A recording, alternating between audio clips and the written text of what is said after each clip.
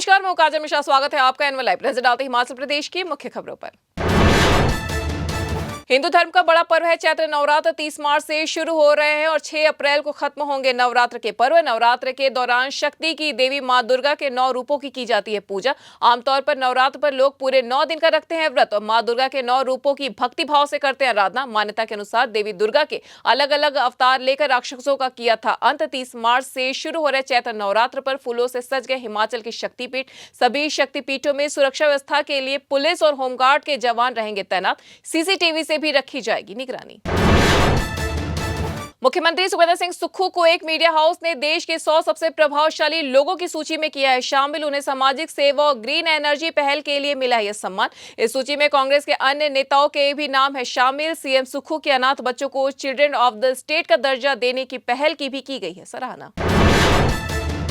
राजधानी शिमला में आने वाले बाहरी राज्यों के वाहनों को अब शहर में प्रवेश करने पर चुकानी होगी ग्रीन फीस। महापौर सुरेंद्र चौहान की अध्यक्षता में हुई नगर निगम की मासिक बैठक में बाहरी वाहनों से ग्रीन फीस वसूली शुरू करने के प्रस्ताव को दे दी गई है मंजूरी। अब इस पर सरकार की लगेगी अंतिम मुहर। खास बात यह है कि इलेक्ट्रिक वाहनों से नहीं ली जाएगी यह फीस। नगर निगम साल 2015 से ग्रीन फीस वसूली की बना रही योजना, लेकिन 10 साल से सरकार इसे नहीं दे रही है मंजूरी।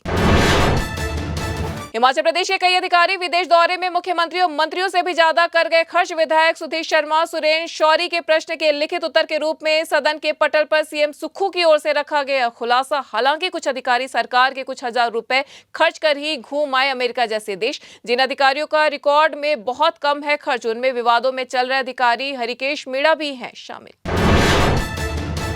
सीएम सुक्खू की अध्यक्षता में हुई बैठक में हिमाचल प्रदेश सरकार और तेलंगाना सरकार के बीच एमओयू पर हुए हस्ताक्षर। इस अवसर पर पीटर हाफ शिमला में तेलंगाना के उप मुख्यमंत्री भट्टी विक्रमार्क मल्लू और तेलंगाना के प्रधान सचिव ऊर्जा सुल्तानिया भी रहे मौजूद। तेलंगाना सरकार हिमाचल प्रदेश के लाहौल स्पीति में 2 हाइड्रो प्रोजेक्ट पर करने जा रही है काम।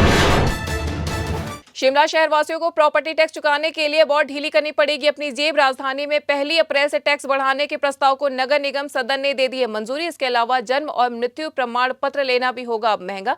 10 गुना तक बढ़ा दिया इसका शुल्क भी। महापौर सुरेंद्र चौहान की अध्यक्षता में हुई नगर निगम की मासिक बैठक में प्रॉपर्टी टैक्स बढ़ाने के प्रस्ताव पर हुई चर्चा।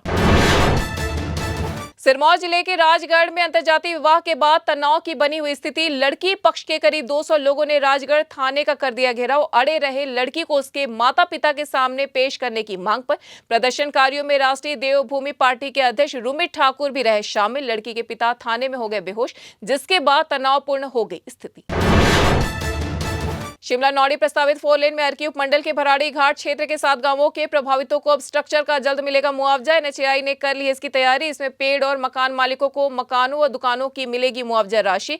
4 लेन की जद में आने वाले इन गांवों की प्रथम चरण में जमीन अधिग्रहण करने के बाद लगभग सभी भू मालिकों को जमीन की दे दी गई है राशि। किन्नौर जिला मुख्यालय रिकांगपिओ में एक नई पहल की हुई है शुरुआत। एचडीएफसी बैंक के सहयोग से उपयुक्त प्रौद्योगिकी भारत ने आदिवासी समुदाय के लिए शुरू की है एक विशेष परियोजना। उपायुक्त डॉक्टर अमित कुमार शर्मा ने इस परियोजना का किया उद्घाटन। ग्रामीण क्षेत्रों में आजीविका के नए अवसर पैदा करना है इस परियोजना का मुख्य लक्ष्य। हिमाचल में 1 सप्ताह तक मौसम साफ रहने का है पूर्वानुमान। प्रदेश की राजधानी शिमला सहित अन्य भागों में आज खिली रही धूप। मौसम विज्ञान केंद्र शिमला के अनुसार राज्य के सभी भागों में 29 मार्च से 4 अप्रैल तक शुष्क बना रहेगा मौसम। वहीं राज्य के कई हिस्सों में अगले 4 से 5 दिनों के दौरान न्यूनतम तापमान में धीरे धीरे 2 से 5 डिग्री सेल्सियस की वृद्धि होने की है संभावना। तो ये थी हिमाचल प्रदेश की अब तक की मुख्य खबरें। ऐसी तमाम खबरों से जुड़े रहने के लिए देखते रहिए एनएल लाइव।